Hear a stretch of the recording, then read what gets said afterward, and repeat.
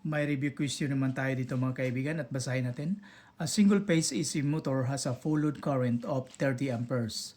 The rating of the two fuses for line protection is, at mayroong apat na choices na pagpilian natin. Itong question na ito mga kaibigan ay PEC question at magbabase tayo sa table ng PEC. Ang table ay 4.30.4.2. Ang table na ito ay percentage ng full load current. At dito sa ating question, titingnan natin ang single phase AC motor. At ang ginagamit na protective device ay fuse. So dito sa table, tingnan natin ang single phase motor at non-time delay fuse.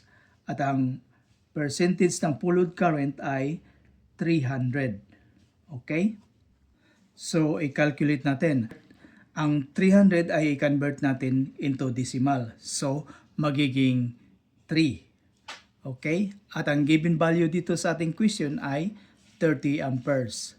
So i-calculate natin 30 times 3 equals 90.